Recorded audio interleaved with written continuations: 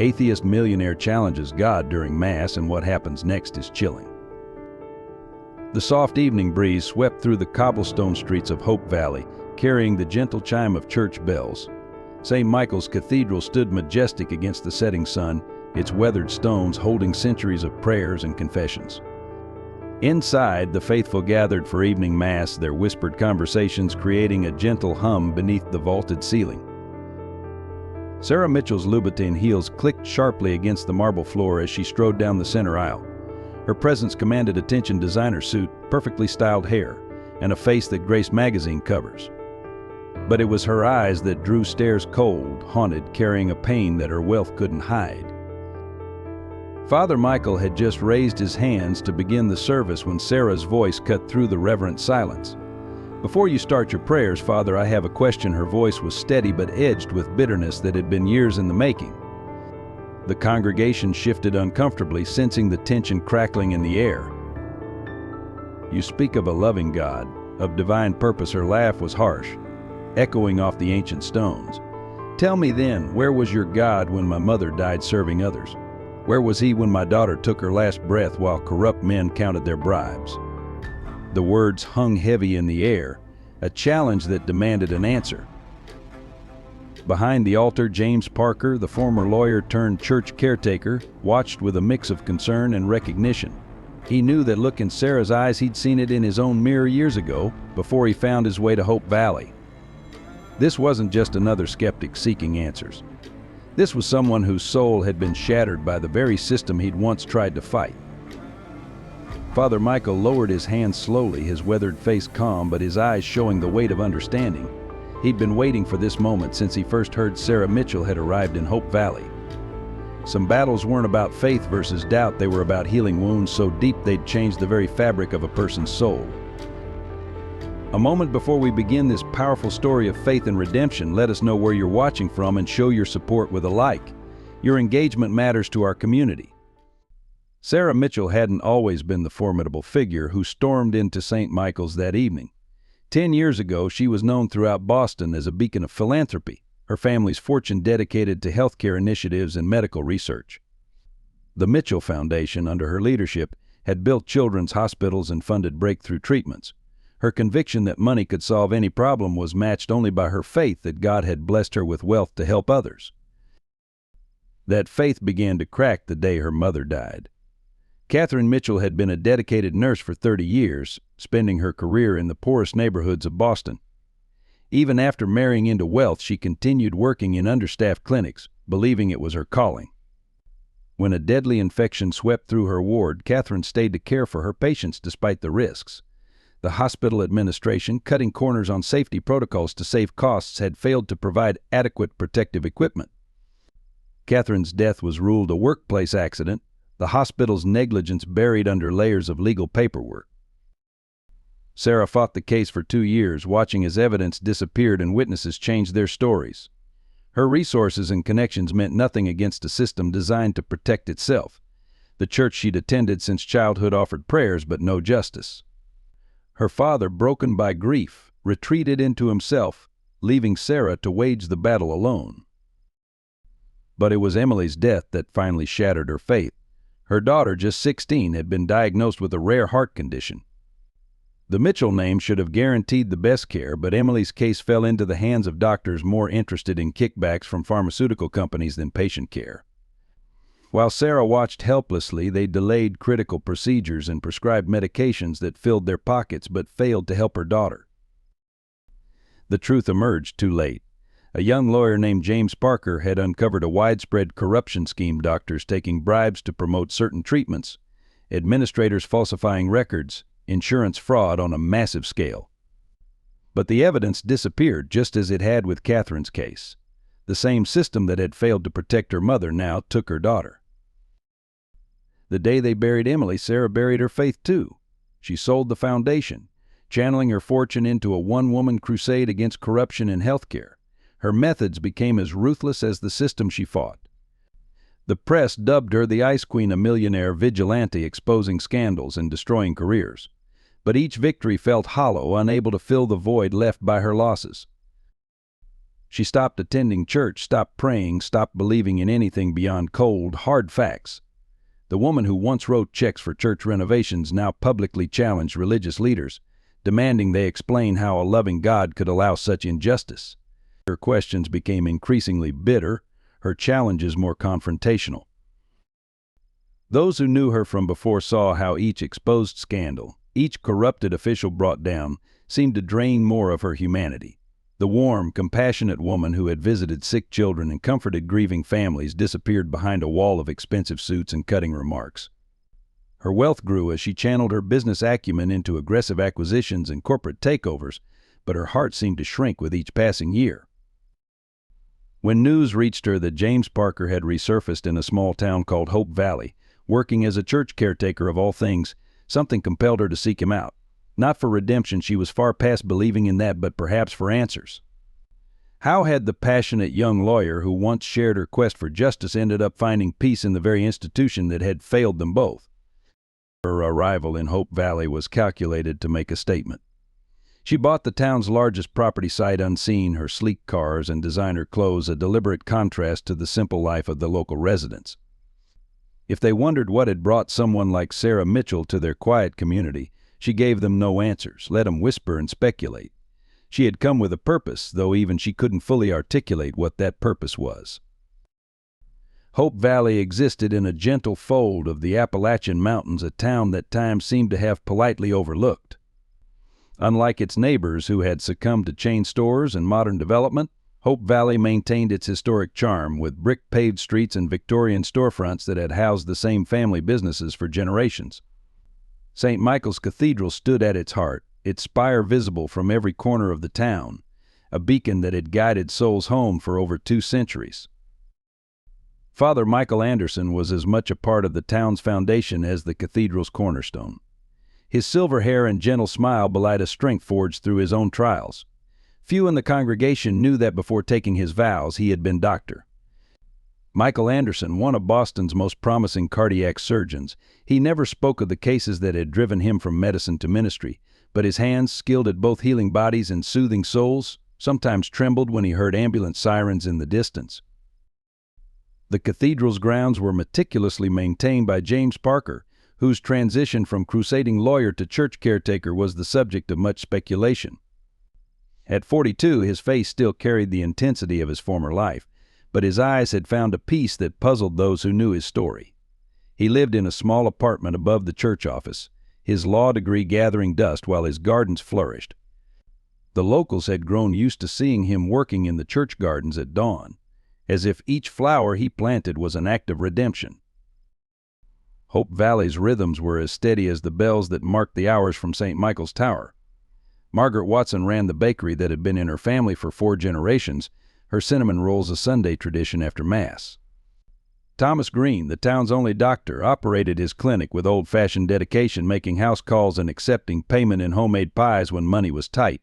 These were people who measured wealth in relationships rather than dollars. The town's simplicity masked deeper currents. Many of its residents had come seeking refuge from lives that had grown too loud, too fast, or too painful.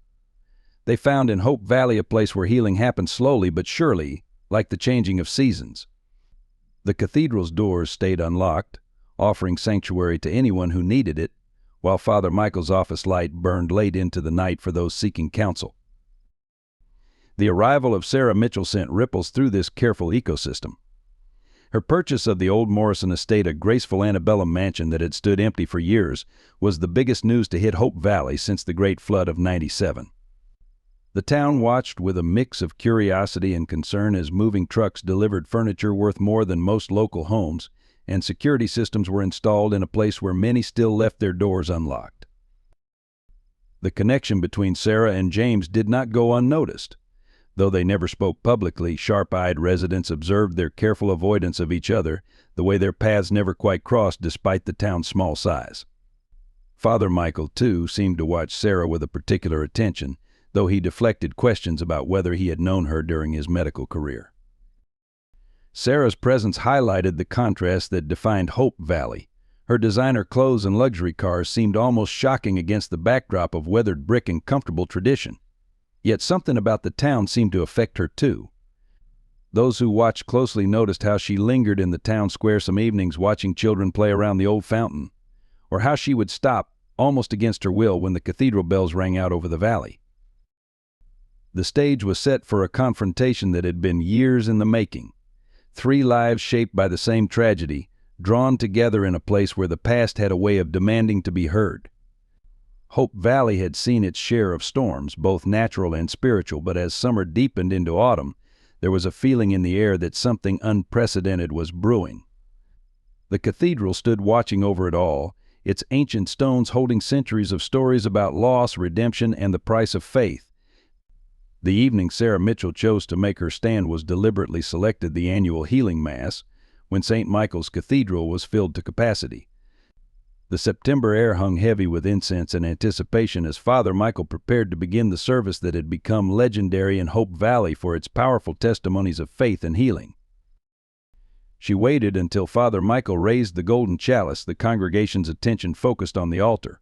Her voice, clear and cutting, sliced through the reverent silence. "Tell me, Father, how many desperate prayers have you heard in this church?"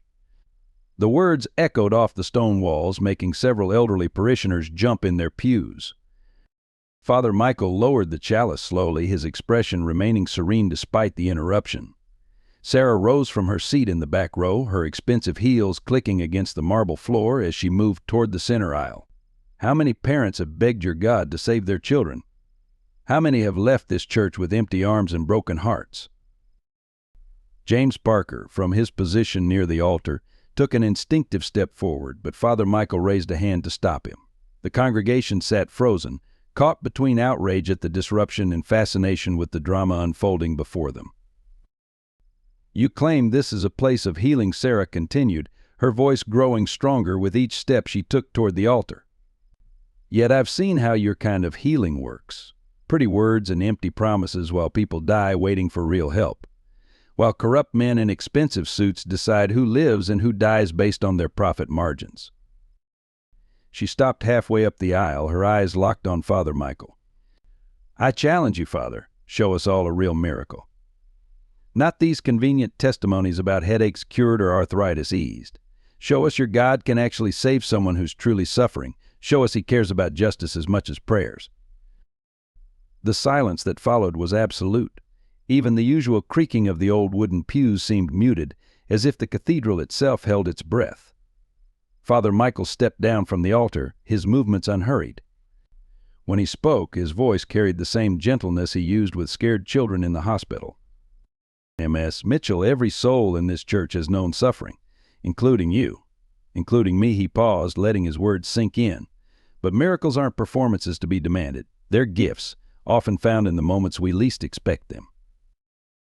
Sarah's laugh was sharp enough to make several people wince. "Convenient, isn't it? When the miracle doesn't come, it's because we didn't look hard enough. When prayers go unanswered, it's all part of some divine plan we're too simple to understand." She turned to address the congregation directly, her arms spread wide. "How many of you have sat in hospital waiting rooms watching the clock while your loved ones suffer? How many have had to choose between medicine and food, while this church sits on land worth millions, while men of God live in comfort?" James stepped forward again, this time ignoring Father Michael's gesture. "Sarah, these people aren't your enemies. This isn't the place for." "This is exactly the place." She cut him off, her eyes flashing. "We're better to expose the hollow promises and convenient excuses. You of all people should understand that, James, or have you forgotten what we uncovered? How many deaths could have been prevented if people trusted in medicine instead of miracles?" Father Michael's voice, when it came again, carried an authority that seemed to fill the cathedral. "You're right about one thing, Ms. Mitchell. This is exactly the place not for challenges or accusations, but for healing. Even the kind of healing you don't believe in anymore." Sarah took one step backward, as if physically pushed by his words. For a moment, something flickered across her face, vulnerability, perhaps, or a shadow of the faith she'd once held. Then her expression hardened again. "Prove it, then." "1 month, Father. I'll attend every service, witness every supposed miracle. After that, either show me real divine intervention or admit this is all an elaborate comfort show for the desperate." With that, she turned and walked back down the aisle, her exit as dramatic as her entrance. The heavy wooden doors closed behind her with a resounding thud that seemed to echo through the stunned silence. Father Michael looked out at his shaken congregation, then at James, whose face showed the weight of past battles. "Let us pray," he said simply, and the familiar words brought a measure of peace back to the troubled air. The storm broke over Hope Valley 3 days after Sarah's challenge, bringing with it winds fierce enough to bend the old oaks that lined Main Street. St. Michael's Cathedral stood dark against the thunderclouds, its bells silent for the first time in years as lightning threatened overhead. Sarah watched from her mansion's window as the town battened down against the tempest. The sight of James Parker struggling to secure the cathedral's garden against the wind caught her attention. Despite the rain, he worked methodically, covering delicate plants and moving potted flowers to safety. Even now, his dedication irritated her, such care for things that would wither and die anyway. The power failed across town as evening approached. Through the sheets of rain, Sarah saw figures moving toward the cathedral. Father Michael had opened it as a shelter, its thick stone walls offering protection from the storm.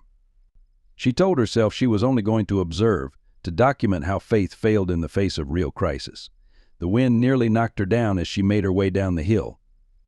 Inside the cathedral, emergency lanterns cast long shadows across the gathered townspeople. Margaret Watson distributed coffee from thermoses while Dr. Green checked on elderly residents who'd been brought in from the retirement home. Father Michael moved among them, offering blankets and quiet words of comfort. Then came the cry that changed everything. "Help!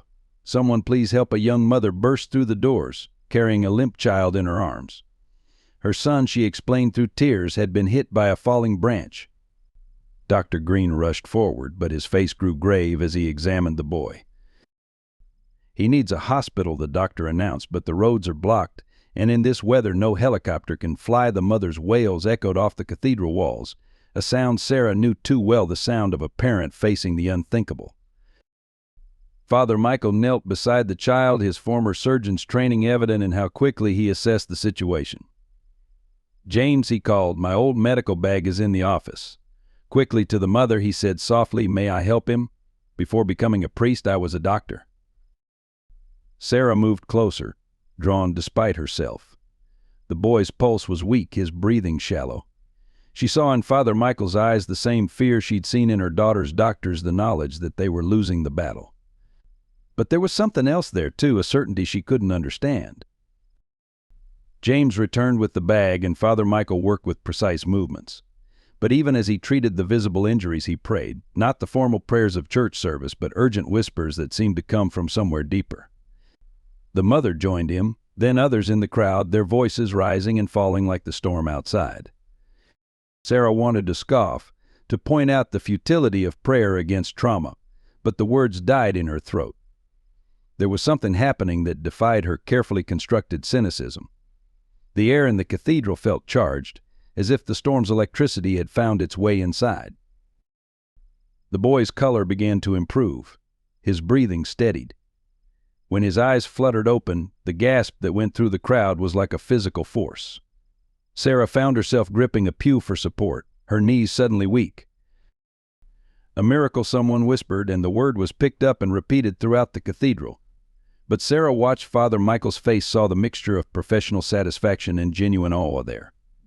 He had used his medical skills, yes, but even he seemed surprised by the completeness of the recovery. Later, after the storm passed and the boy had been properly examined at the hospital, Sarah stood in the cathedral's garden. The storm had done its damage. Flowers lay broken, branches scattered across the paths. Yet somehow the rose bushes James had worked so hard to protect were untouched, their blooms seeming to glow in the post-storm sunlight.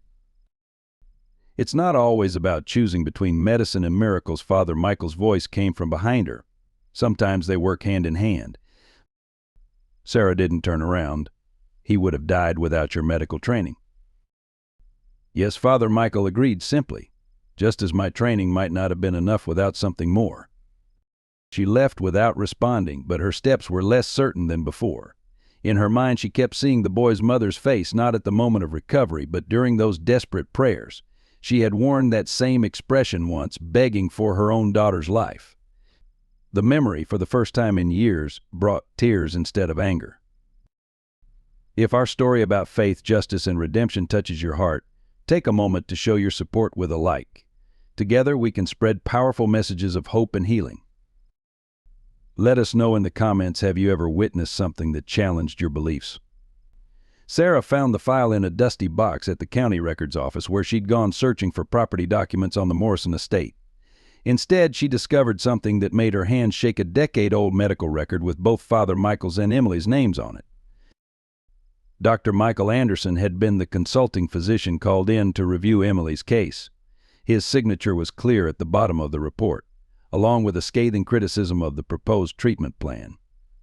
He had recommended immediate surgery and different medications recommendations that had been ignored. More importantly, he had filed a formal complaint about suspected kickbacks influencing patient care.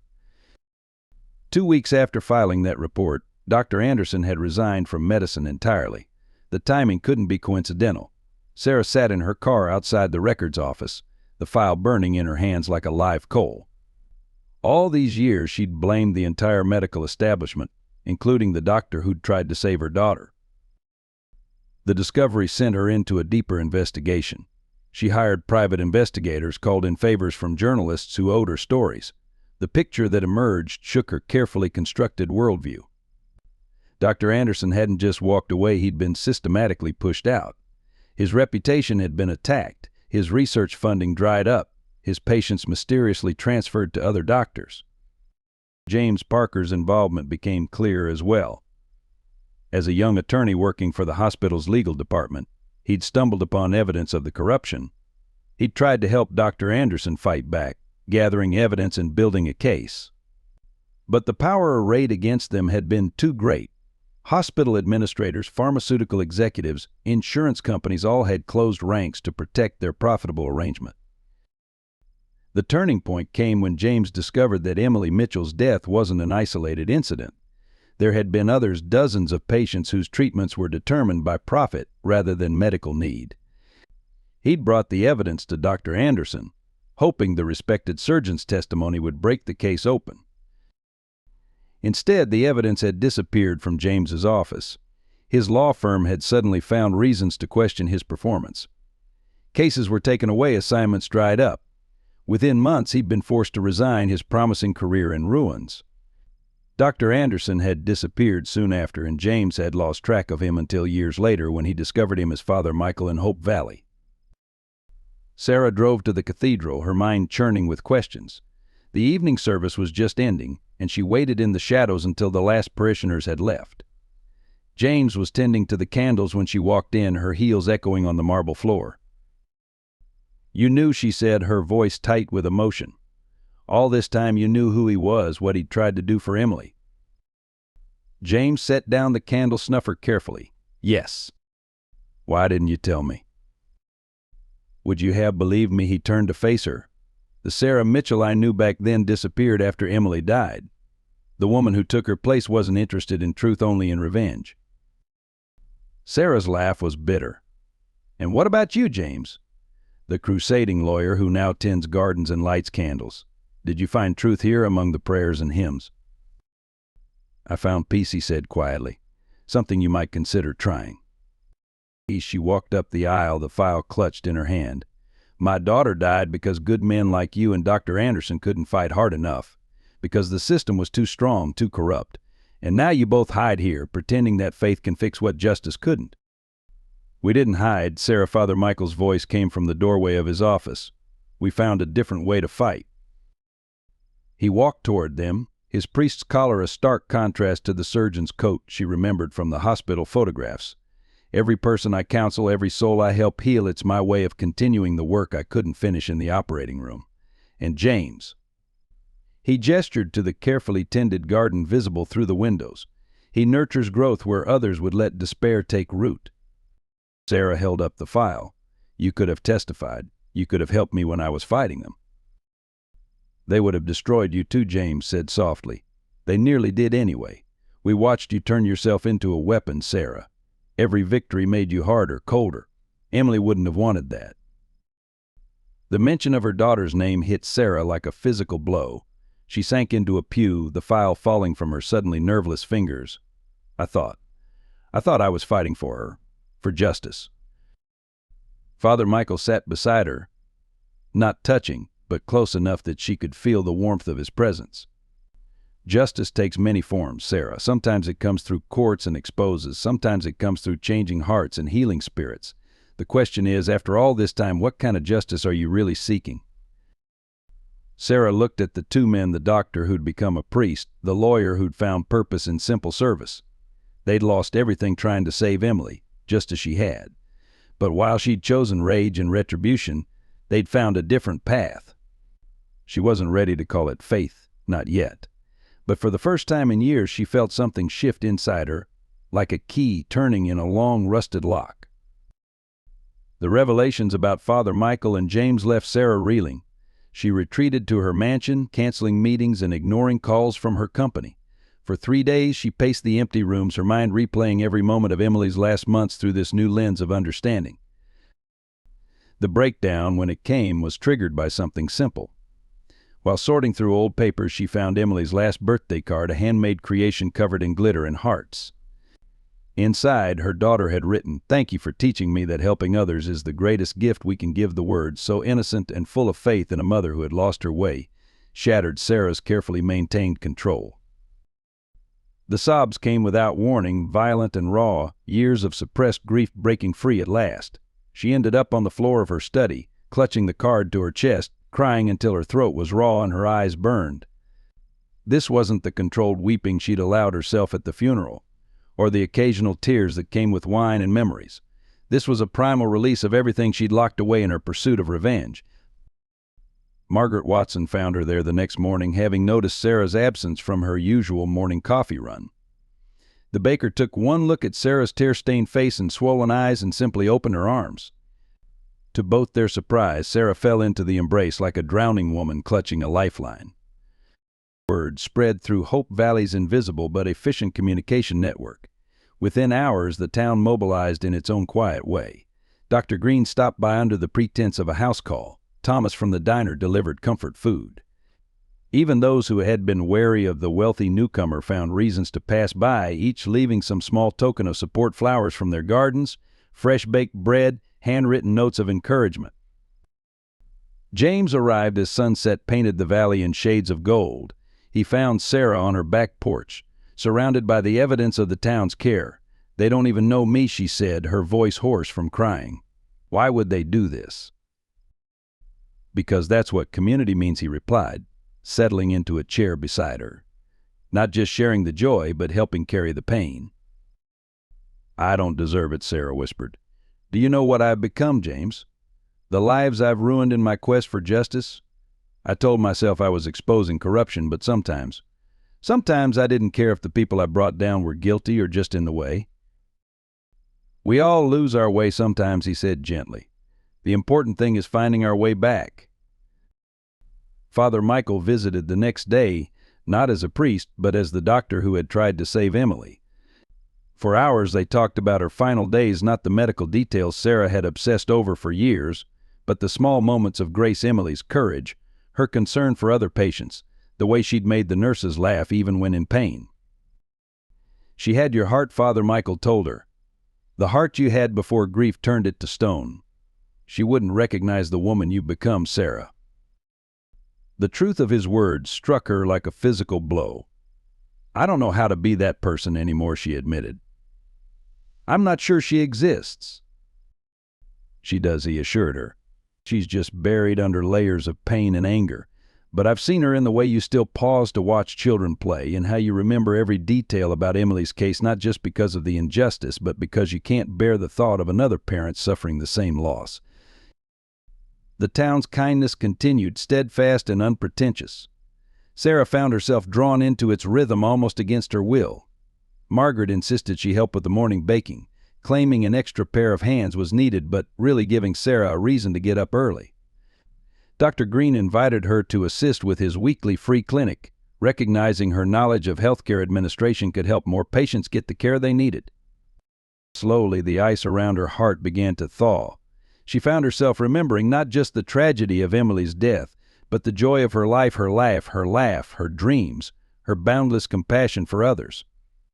The revelation brought fresh grief, but also something she hadn't felt in years: hope. One evening she found herself back at St. Michael's, sitting alone in the gathering darkness. The stained glass windows glowed with the last light of day, casting colored shadows across the empty pews. For the first time since Emily's death, Sarah didn't feel the need to challenge or question. She simply sat in the silence, letting the peace of the place wash over her. "I don't know if I can believe again," she whispered into the quiet. "But I think I want to try." The cathedral's bells began to toll, their deep tones resonating through the empty space. Sarah closed her eyes, feeling the vibrations in her chest like a second heartbeat. She thought of Emily's birthday card, of the mother she'd been and the woman she'd become. The path back to that person seemed impossible, yet somehow, in the gentle embrace of Hope Valley and its people, she'd taken the first step. The transformation of Sarah Mitchell began in Margaret Watson's bakery at 4:30 each morning. What started as a distraction from sleepless nights became a ritual that anchored her days. Margaret's no-nonsense approach to both baking and life offered a different kind of healing than Father Michael's gentle guidance or James's quiet understanding. "Bread doesn't care about your past," Margaret would say, showing Sarah how to knead dough with firm, steady strokes. "It only cares about what you put into it now." The simple wisdom, delivered without pretense, often hit harder than any sermon. The daily routine brought unexpected connections. Police officers stopping for coffee shared stories about families they'd helped through crisis. Teachers grabbing breakfast before school discussed students who needed extra support.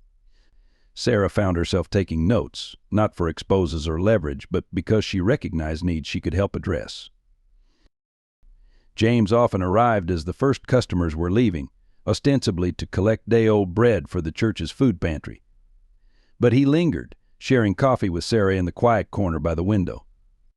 Their conversations, once fraught with shared pain and recrimination, gradually softened into something approaching friendship. "Tell me about the garden," she asked one morning, watching him arrange flowers for the altar. "Why roses of all things?"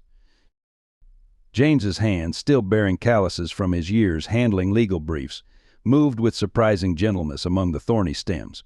"They remind me that beauty can grow from difficult circumstances," he said, "and that sometimes what appears defensive is really protective."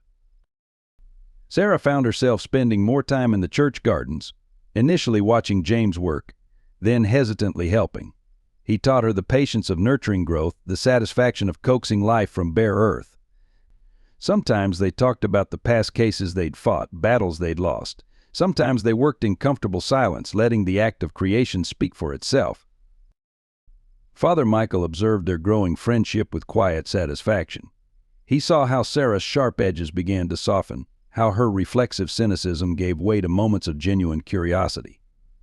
During their conversations, which had evolved from confrontations to genuine discussions, he noticed her questions changing from accusations to actual inquiry. "How did you know?" she asked him one evening as they sat in his office. "That becoming a priest was the right path after everything you'd seen?" He considered the question carefully. "I realized that while I couldn't save everyone as a doctor, I could help heal wounds that went deeper than flesh. The kind of wounds you and I both carry." The relationship that surprised everyone most, including Sarah herself, was with young Amy Chen, a 12-year-old cancer survivor who volunteered at the church. Amy's mother worked long hours at the diner, and the girl often spent afternoons helping James in the garden or doing homework in Father Michael's office. Sarah first noticed her struggling with math homework in the church library. Without thinking, she sat down to help, drawing on memories of tutoring Emily. Amy's determination, despite her difficulties, reminded Sarah so much of her daughter that it hurt, but it was a clean pain, like cleaning an old wound. Soon Amy was seeking Sarah out, sharing stories about school, asking advice about dealing with classmates who treated her differently because of her illness. Sarah found herself looking forward to these conversations, rediscovering the joy of mentoring a young mind. "You're good with her," James observed one day, watching Sarah help Amy plant bulbs for spring flowers. "She talks about you all the time." Sarah wiped dirt from her hands that hadn't held a designer bag in weeks. "She reminds me of who I used to be, who Emily was.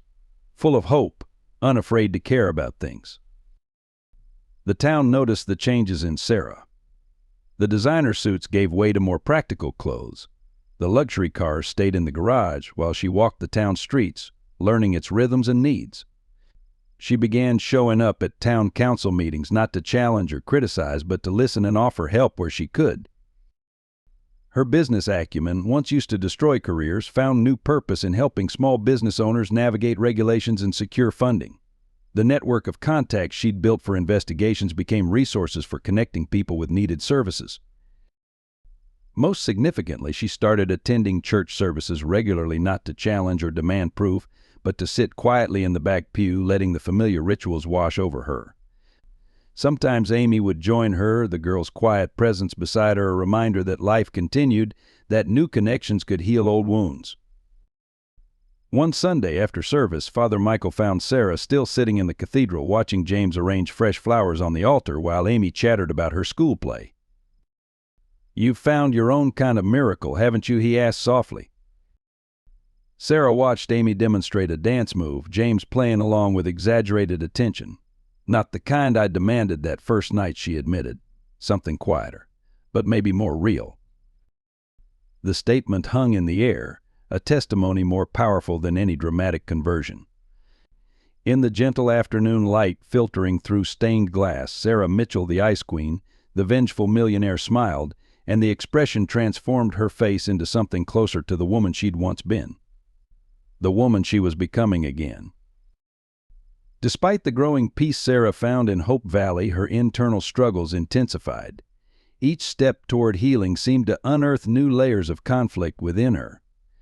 The comfortable routines she'd established, morning baking, gardening with James, mentoring Amy, were interrupted by moments of crushing guilt and doubt. Late one night, after tossing sleeplessly in her bed, she found herself driving to the cathedral. The security system she'd insisted James install recognized her car, lights automatically illuminating the path to the side door. Inside, the familiar scent of incense and old wood wrapped around her like a blanket, but brought no comfort. "I don't deserve this," she whispered to the empty church. Any of it, the faces of people she'd destroyed in her quest for justice haunted her. Careers ended, reputations ruined, families torn apart. Some had been guilty, yes, but others had been merely convenient targets, collateral damage in her war against the system. Her phone buzzed another email from her company's board.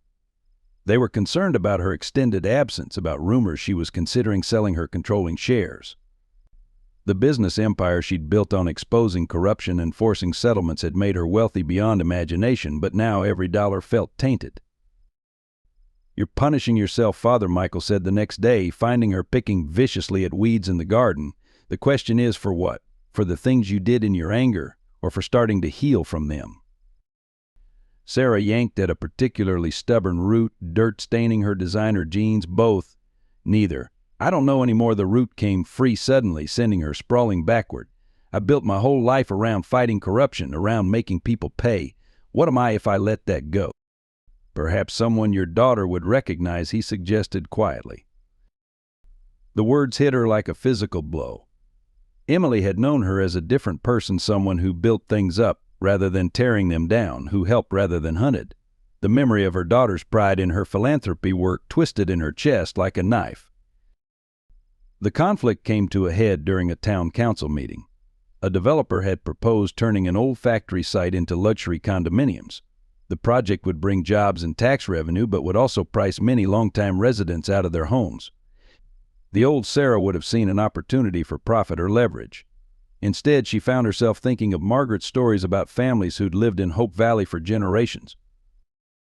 "I could buy the property," she said to James later as they walked through the church garden. "Turn it into affordable housing instead. Use my money for something good for once." "And is that what you want," he asked carefully, "or what you think you need to do for redemption?" The question plagued her. Every act of kindness, every attempt to help felt somehow fraudulent. Was she truly becoming a better person, or just trying to balance some cosmic ledger? The doubts crept into her dreams, Emily appearing to ask why she'd changed so much, her mother's disappointed face, the accusations of those she'd hurt in her crusade. Amy, with the direct wisdom of children, saw through her turmoil. "My mom says sometimes people do bad things because they're hurting," she said one afternoon as they worked on her science project. but that doesn't mean they're bad people forever. Sarah's hand stilled on the poster board they were decorating. What if they've hurt too many people? Done too much damage? Amy shrugged. Then they should try to help people instead. But they have to forgive themselves too, or it doesn't work. The simplicity of the statement brought unexpected tears to Sarah's eyes. Forgiveness, that was the piece she'd been missing.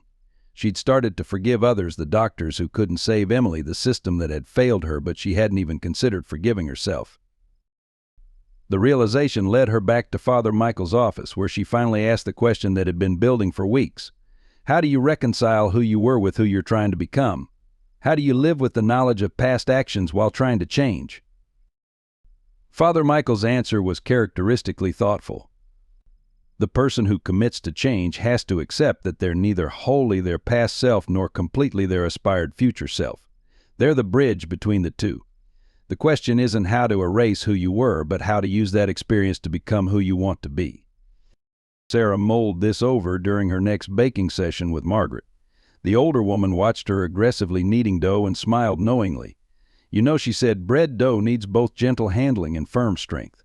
Too much of either ruins it. Rather like people, wouldn't you say? The metaphor stayed with Sarah, helping her navigate the days when guilt threatened to overwhelm her progress. She began to see her past not as something to be erased, but as experience that could be redirected. Her investigative skills, her business acumen, her understanding of systems and power, these weren't inherently harmful tools. It was all in how she chose to use them. Robert Warner arrived in Hope Valley on a crisp October morning, his sleek Mercedes looking as out of place as Sarah's cars had once seemed, his presence at St. Michael's Sunday service caused a stir, not just because he was a stranger, but because Sarah's reaction to his arrival was visible, even from the back pew where she sat with Amy. The former hospital administrator had aged since Sarah had last seen him, his once dark hair now steel gray, his confident stride reduced to a careful shuffle. But it was the yellowed tinge to his skin, the gauntness of his face, that told the real story. Robert Warner was dying. Father Michael recognized him immediately, though they hadn't met since the priest's days as Dr. Anderson. James, too, knew the face. It had appeared in countless documents during his investigation of Emily's case. Warner had been at the center of the corruption web, the man who signed off on policies that prioritized profit over patient care. After the service, Warner approached Father Michael directly, ignoring the obvious tension his presence created. "I need to make a confession," he said, his voice weaker than his appearance suggested.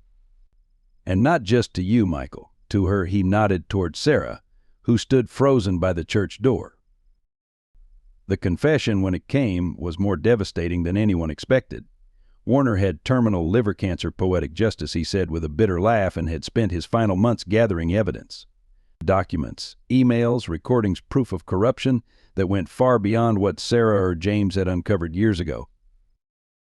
"I didn't come for absolution," he told them, sitting in Father Michael's office with hands that trembled slightly. "I don't deserve it, but someone needs to know the truth. Someone needs to finish what you started." The evidence he provided was damning. It revealed a systematic conspiracy that had resulted in dozens of deaths like Emily's.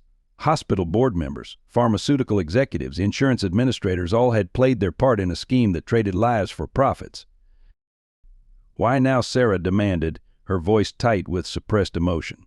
"Why, when it's too late for Emily, for all the others?" Warner met her gaze steadily. "Because I'm dying, Ms. Mitchell. And contrary to what you might believe, I do have a conscience. It's been eating at me for years, watching you tear down the smaller players while the real architects went untouched." He turned to Father Michael. "You were right. All those years ago, every accusation, every suspicion, we destroyed your career because you were getting too close. You and Parker both." A hacking cough interrupted him. "The evidence is yours now. Use it however you see fit." The implications were staggering. The documentation Warner provided could bring down some of the most powerful figures in healthcare. It could validate every crusade Sarah had undertaken, justify every action she'd taken in her quest for justice. But it would also mean returning to that world of exposes and accusations. It would mean stepping back into the role of avenging angel, abandoning the peace she'd found in Hope Valley. "There's more," Warner said, pulling out a final envelope. This is specifically about Emily's case. Things you never knew, details that were buried. You deserve to know exactly what happened to your daughter." Sarah stared at the envelope, her hand half extended to take it. In it lay everything she'd fought to discover for years. All the answers she'd demanded from God and man alike. Father Michael watched her carefully. James moved closer, ready to support whatever decision she made. Even Warner seemed to hold his breath, waiting to see if his offering of truth would be accepted. The moment stretched, heavy with the weight of past grief and present choices. Sarah Mitchell, the grieving mother, the vengeful millionaire, the woman who was learning to heal, stood at another crossroads. The truth she'd demanded for so long was finally within reach, but accepting it would come at a price. Behind her, through the office window, she could see Amy working in the garden, carefully tending the roses she and James had planted together. The sight of the young girl, so full of life and hope despite her own battles with illness, made something shift in Sarah's chest. The truth was important, yes, justice was necessary. But perhaps there were different ways to achieve both, ways that didn't require sacrificing the peace and purpose she'd found in Hope Valley. Warner's face showed genuine surprise when she finally spoke. Her words would set in motion events that would change not just her life, but the lives of countless others. But first she had to decide, would she choose truth at the cost of peace, or find a way to pursue both? "I won't read it," Sarah said, pushing the envelope back toward Warner. The decision surprised even her, but as soon as the words left her mouth, she felt their rightness. The details of exactly how Emily died won't bring her back. But this evidence might save others. Warner's hand trembled as he put the envelope away. "You've changed," he observed. "The Sarah Mitchell I knew would have demanded every detail, used them as weapons." "That Sarah Mitchell died with her daughter," she replied quietly. "I'm trying to become someone else, someone who builds rather than destroys." The decision set off a chain of events that would test Sarah's newfound peace. Word of Warner's presence in Hope Valley spread quickly through certain circles. Within days, suspicious cars began appearing on the town's quiet streets. Strange men in expensive suits lingered in Margaret's bakery, asking questions about Sarah and Warner. James found the church office ransacked one morning, though nothing was missing. The message was clear: the same forces that had destroyed his legal career and Father Michael's medical practice were circling again. "They're afraid," Warner explained from his hospital bed, where Dr. Green was treating him against official orders. "They know what that evidence could do. They'll try to discredit me as a dying man's ravings. They'll come after all of you again." Sarah sat by his bed, watching the sunlight-patterned shadows on the wall. "Let them come," she said. "But this time we'll do things differently. No midnight raids, no leaked documents, no destroyed reputations. We'll use the truth as a scalpel, not a sledgehammer." Her plan, when she shared it with Father Michael and James, was both simpler and more ambitious than her previous campaigns. Instead of exposing corruption through scandal, she would build an alternative. Her wealth, her connections, her years of gathering dirt on healthcare executives, all would be repurposed. "A new hospital," she explained, pacing Father Michael's office, "here in Hope Valley. One that operates on a different model, transparent, ethical, accessible to all. We'll prove there's a better way." But the forces aligned against them weren't going to make it easy. Pressure came from all directions. Sarah's company board threatened to remove her. Regulatory obstacles appeared mysteriously. Even some town council members, worried about antagonizing powerful interests, began to withdraw support. The threat to Hope Valley itself was harder to bear. Small businesses found their loans suddenly called in. The school board's funding was questioned. Long-standing contracts were canceled. The town that had given Sarah sanctuary was suffering for her choices. Amy's mother lost her job at the diner when its supplier unexpectedly terminated their contract. Margaret's bakery faced health inspections 3 times in 1 week. The message was clear: back off, or watch this community be destroyed piece by piece. Sarah found herself standing in the cathedral late one night, the moonlight streaming through stained glass, creating patterns on the floor. The choice seemed impossible: pursue justice and watch this community suffer, or retreat and let the corruption continue. "You're not alone this time," James said, finding her there. He'd been working late, organizing documents, building their case. "The whole town stands with you. We've all seen what you're trying to become. We believe in that person." Father Michael joined them, his surgeon's hands clasped behind his back. Sometimes he said the miracle isn't in the outcome, but in the transformation. The Sarah Mitchell who came here demanding proof of God's existence would never have put others before her quest for justice. The door opened again, and Margaret entered, followed by Dr. Green and others townspeople who'd heard the lights were on at the cathedral. They came offering support, ideas, resources. The town that had healed Sarah now stood ready to join her fight. Sarah looked at these people, the community that had become her family. Warner's evidence offered a chance for justice, yes, but their support offered something more precious, the opportunity to pursue that justice while remaining true to her new self. "Okay," she said, finally turning to face them all. "Then let's do this together. Not for revenge, not even just for justice. For everyone who needs healing body and soul." The decision would set them on a path more difficult than any of them imagined. But as Sarah looked around at the faces of her newfound family, she felt something she hadn't experienced since Emily's death certainty. Not in the outcome, but in the rightness of the path itself. Warner's evidence was a weapon, yes, but in the hands of this community, guided by compassion rather than vengeance, it could become something else entirely, a tool for healing, a foundation for change. As we reach this pivotal moment in Sarah's journey, we invite you to join our community of storytellers and believers. By subscribing to our channel, you help us share more stories of healing, redemption, and the transformative power of faith. Together, we can inspire change. The attack came on a Sunday morning just as the early service was ending. A group calling themselves truth seekers, though their connection to powerful healthcare interests was barely concealed, had been protesting outside St. Michael's for weeks. Their signs proclaimed opposition to religious interference in healthcare and superstition over science. That morning, they broke through the police barrier during the transition between services. Sarah, helping James prepare for the next service, heard the first window shatter. The sound of breaking glass was followed by shouts and the acrid smell of smoke. Amy, Sarah's first thought was for the girl, who usually arrived early to help with the flower arrangements. She ran toward the garden entrance, her heart pounding. Through the smoke, she could see figures moving with purpose. This was no spontaneous protest turned violent, but a coordinated attack. James appeared beside her, pulling her toward the side door. "She's not here yet," he assured her. Sunday school was canceled. Father Michael was worried something like this might happen. His face was grim as they watched smoke begin to billow from the church office. The attackers had come prepared. As firefighters arrived, they found their equipment mysteriously malfunctioning. Police response was delayed by a series of false alarms across town. Even the cathedral's new security system had been disabled moments before the attack began.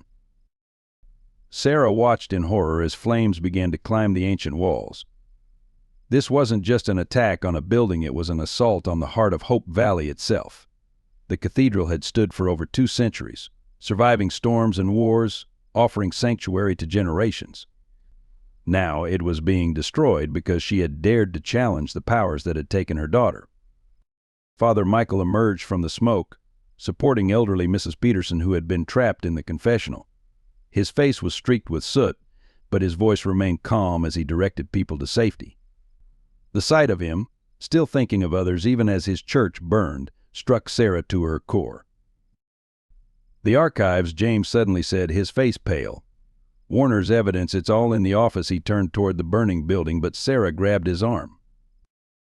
"No," she said firmly. "We have copies.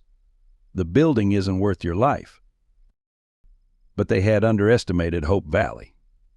As the attackers tried to prevent access to the cathedral, the town mobilized. Margaret Watson arrived with her sons and their construction equipment. Dr. Green organized volunteers into bucket brigades. Even the high school football team showed up, forming a human chain to save what they could from the burning building. The sight of the community coming together, refusing to be intimidated, seemed to confuse the attackers. They hadn't expected resistance. Their usual tactics of fear and destruction had always worked before. But they hadn't counted on the strength of a community united by faith and purpose. Sarah found herself working alongside people she had once viewed with skepticism, the faithful whose simple beliefs she had mocked. Now she saw their strength, their unwavering conviction that good would prevail. They fought the fire not just with water, but with prayers and determination. The most dramatic moment came when Amy arrived with her mother, having seen the smoke from their home. The girl's face, watching her beloved cathedral burn, reflected a pain Sarah knew too well, the feeling of helplessness in the face of senseless destruction. But then Amy did something extraordinary. She walked straight to the garden, picked up her watering can, and began methodically saving the roses she and James had planted. Her simple act of defiance, choosing to preserve life in the face of destruction, inspired others. Soon a group of children were helping her, protecting what they could while their parents fought the fire. As the sun rose higher, casting an ironic beauty over the scene of destruction, Sarah understood something profound. The attackers had meant to break their spirit, to show that resistance was futile. Instead, they had revealed the true miracle she had been seeking since arriving in Hope Valley, the indomitable strength of a community bound by faith and love. The cathedral would need rebuilding, but its spirit remained unbroken. In trying to destroy their sanctuary, the attackers had only proven why it was so essential.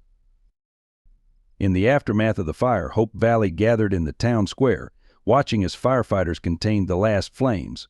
The cathedral spire, which had guided travelers home for generations, was a blackened skeleton against the morning sky. The loss felt physical, a wound in the heart of the community. Sarah stood among them, her designer clothes stained with smoke and ash, feeling the weight of responsibility crush her chest. Though no lives had been lost, the injuries were significant. Father Michael suffered burns rescuing Mrs. Peterson.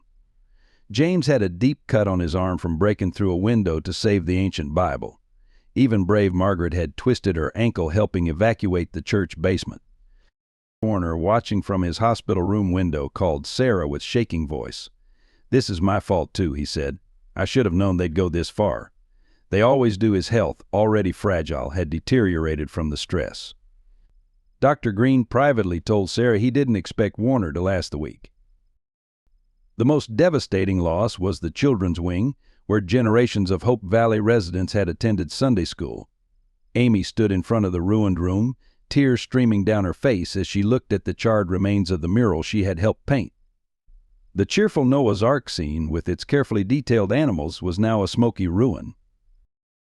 "We can paint another one," Sarah tried to comfort her, but Amy shook her head. "It won't be the same," she said softly. "This one was special." Everyone helped make it. Her words captured the deeper truth. It wasn't just the physical structure they had lost, but the accumulated memories it contained. The practical losses mounted as well.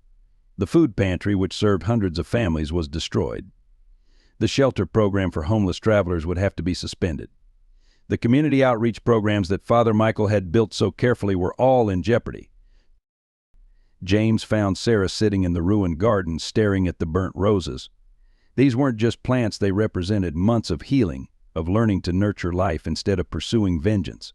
Now they were withered, victims of smoke and heat. "Maybe this is a sign," she said bitterly, "that I was wrong to think I could change. That fighting back only brings more destruction." The town's unity in the face of the attack began to show cracks as reality set in. Insurance would only cover part of the damage.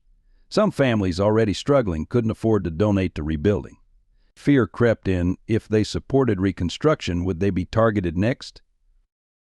Father Michael, his hands bandaged, tried to hold a service in the town hall, but it felt hollow without the cathedral's soaring ceiling and ancient peace. The hymns echoed oddly against the municipal walls. The prayers seemed to fall flat in the fluorescent lighting. Sarah watched the community's pain and felt herself slipping back into darkness. The urge to retaliate grew stronger with each passing hour. She had the resources, the connections. She could destroy those responsible just as thoroughly as they had destroyed the cathedral. The final blow came when they found Warner's evidence had not all been safely backed up. Key documents were lost in the fire, their ashes mixing with centuries of prayer and praise. The truth he had sacrificed everything to reveal was now as damaged as the cathedral itself. That night, as the town tried to sleep under the unfamiliar darkness of a skyline without the cathedral's spire, Sarah faced her deepest fear that in trying to redeem herself she had brought destruction to the very people who had helped her heal. Amy's mother lost more shifts at the diner as business slowed. Margaret's bakery struggled without the after-service crowd. The small businesses that depended on the cathedral's presence began to feel the economic impact of its loss. Standing in the ruins under a cold moon, Sarah faced a choice that seemed impossible: continue the fight and risk more destruction, or surrender and let injustice win again. Either way, she feared, would mean losing the self she had begun to recover in Hope Valley. The roses, though burnt, still clung to their stems, a stubborn defiance of destruction that seemed both hopeful and accusatory in the darkness. The truth emerged from an unexpected source. Warner, in his final days, had not trusted just one repository for his evidence. Working with a network of former colleagues haunted by their own complicity, he had created a failsafe that would activate if anything happened to him or the original documents. The morning after the fire, as Hope Valley was still counting its losses, every major news outlet in the country received identical packages. They contained not just Warner's evidence about healthcare corruption, but documentation of the systematic intimidation and violence used to silence whistleblowers. The cathedral's burning made the story impossible to ignore.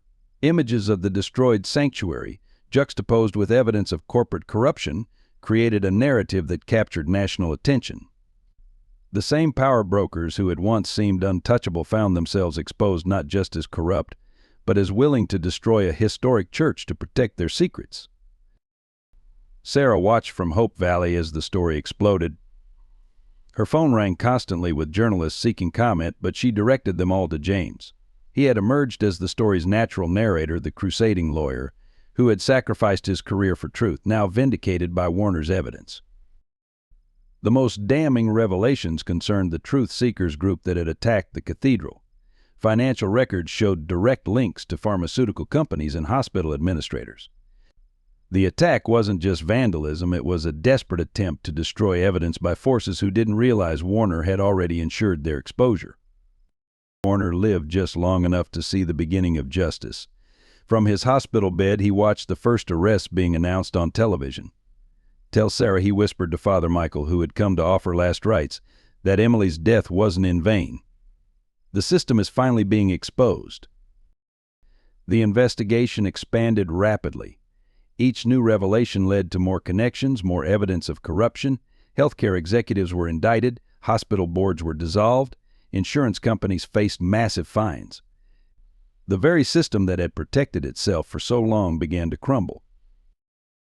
But the most profound impact was on the families who had lost loved ones to corporate greed. As the truth emerged, they found validation for their long-held suspicions.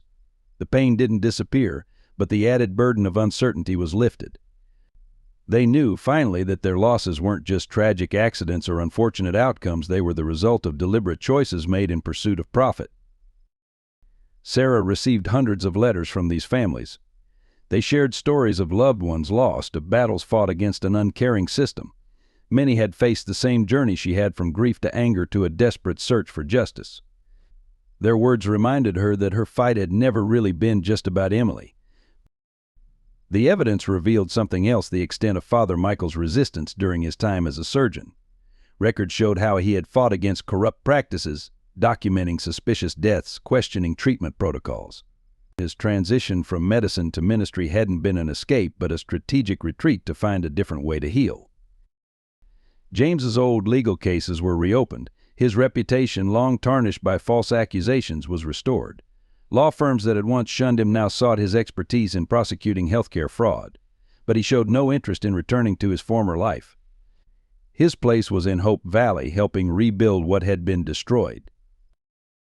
The most surprising revelation came from Warner's personal papers. He had been collecting evidence since before Emily's death, troubled by the corruption he witnessed but too afraid to act.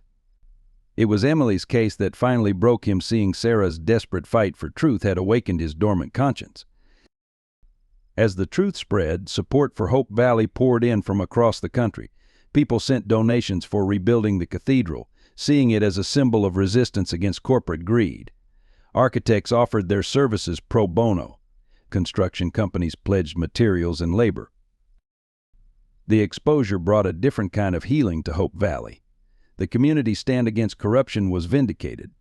Their loss had meaning beyond mere destruction. It had been the catalyst for revealing truth that would save countless lives. Sarah watched it all with a complex mixture of emotions. The justice she had sought for so long had finally arrived, but not through her vengeful actions. It had come through Warner's redemption, through the strength of a community that chose to stand together, through faith in something larger than individual revenge. Sarah's transformation became complete in the quiet moments following the national revelations. One morning, as she helped Amy plant new roses in the cathedral's recovering garden, she realized she hadn't thought about revenge in weeks.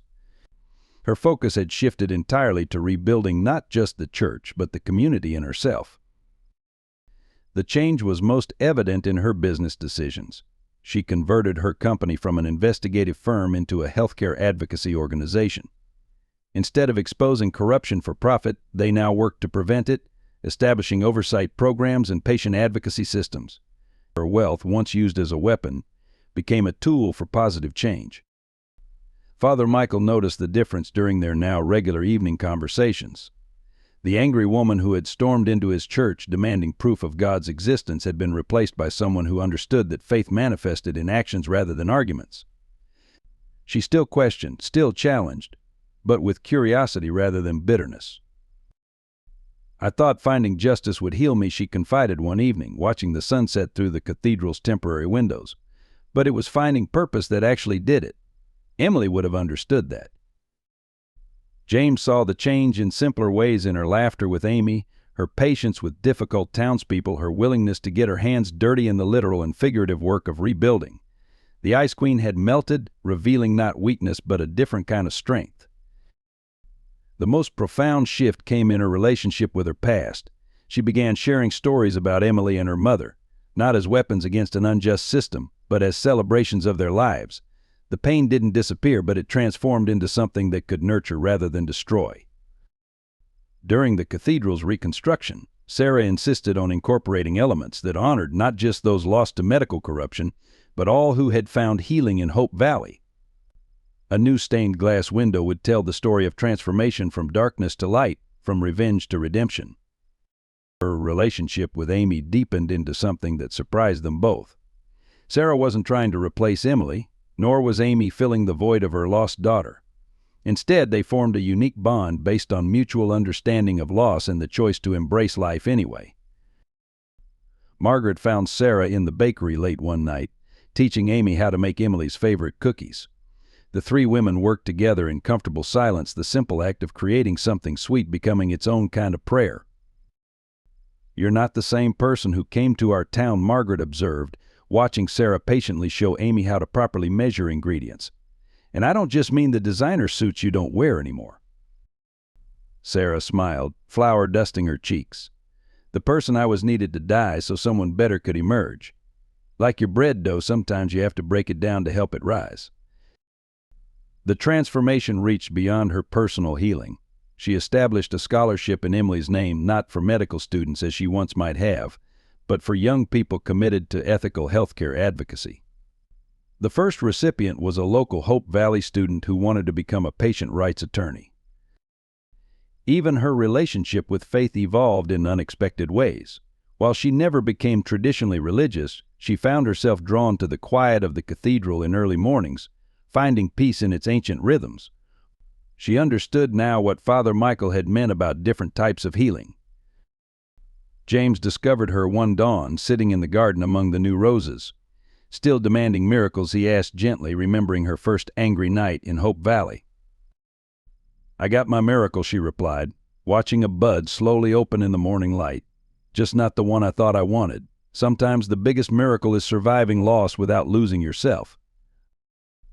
The woman who had arrived in Hope Valley seeking vengeance had found something far more valuable. She had found her way home.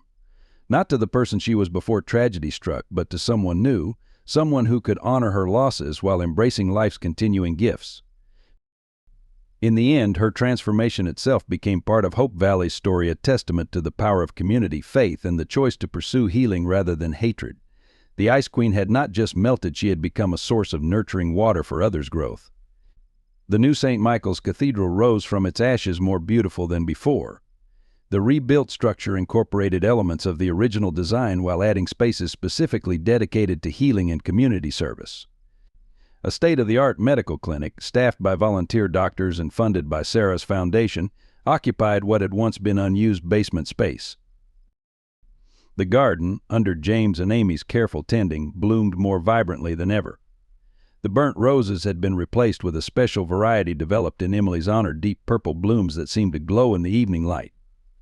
They surrounded a small memorial fountain where visitors could sit and reflect. Sarah's healthcare advocacy organization established its headquarters in Hope Valley, bringing new jobs and opportunities to the town. The old Morrison Mansion was converted into a training center where medical professionals could learn about ethical practices and patient advocacy. Warner's evidence, preserved through his foresight, became the foundation for a new curriculum in medical ethics. Father Michael, fully recovered from his burns, found his dual calling as priest and healer more integrated than ever. The cathedral's medical clinic allowed him to minister to both body and soul, bringing his journey full circle. His example inspired a new generation of medical professionals who saw no conflict between faith and science, between spiritual and physical healing. Amy's mother was promoted to manager of the now thriving diner, which had become a gathering place for medical students and advocates visiting the training center. Margaret's bakery expanded, hiring several local youth and adding a coffee shop where patients' families could find comfort and community during difficult times. The town itself was transformed, but not in the way luxury developers had once envisioned. Instead of condominiums, Sarah funded affordable housing for healthcare workers and patients' families.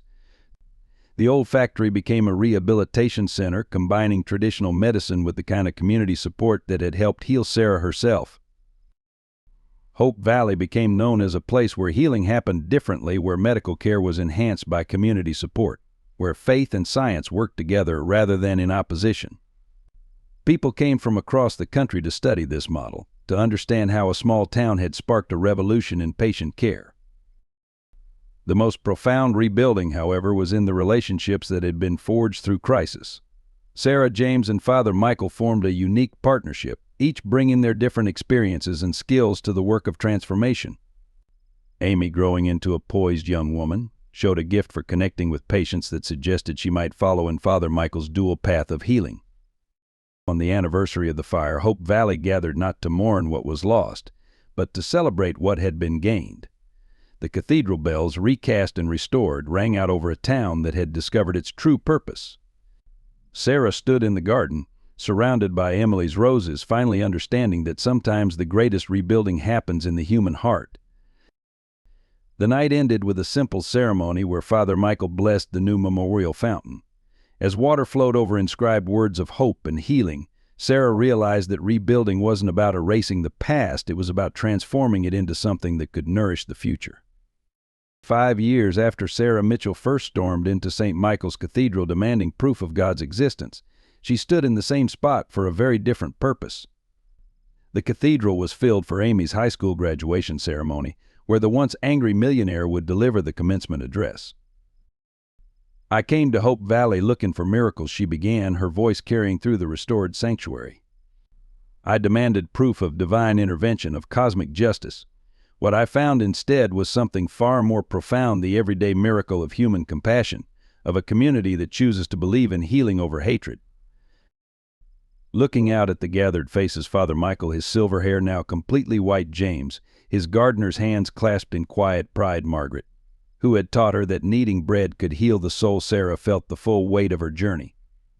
These people had not just helped her heal, they had shown her a new way to live. The Healthcare Advocacy Center had become a national model, its approach to patient care studied and replicated across the country. The combination of rigorous oversight, community support, and spiritual care had proven more effective than anyone anticipated. Lives were being saved, families spared the pain that had once driven Sarah to vengeance. But the real success stories were the small ones, the daily victories that never made headlines. A mother finding comfort in the cathedral garden while her child underwent treatment. A doctor learning to pray with patients without compromising medical care. A young girl like Amy discovering her calling to help others heal. The greatest miracle, Sarah concluded her speech, isn't when the impossible happens. It's when we choose to believe in possibility despite our pain. When we transform our wounds into wisdom, our losses into love. The future stretched out before them, full of promise. Amy had been accepted to medical school, planning to follow Father Michael's example of combining spiritual and physical healing. James had started training other communities in creating therapeutic gardens. The cathedral's clinic had expanded to include mental health services and support groups. Sarah herself had found peace in her dual role as businesswoman and community healer. Her wealth now served a purpose greater than revenge or restitution.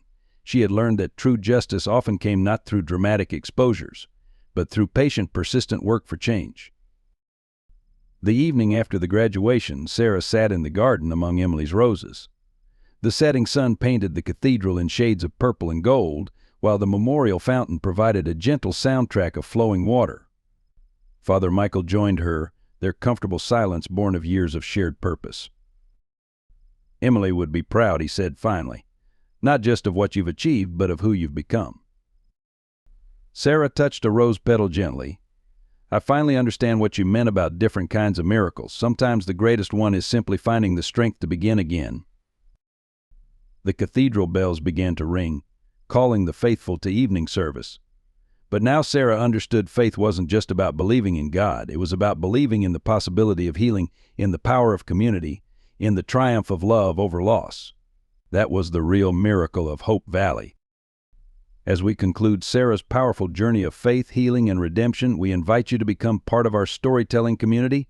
Your subscription helps us continue creating meaningful content that touches hearts and transforms lives. Please share this video with friends and family who might find comfort and hope in Sarah's story. Leave a comment below sharing your thoughts and whether Sarah's journey resonated with you. Would you like to hear what happens next in Hope Valley? Let us know if you're interested in Part 2, where new challenges and deeper revelations await our beloved characters. Together, we can spread messages of hope and healing.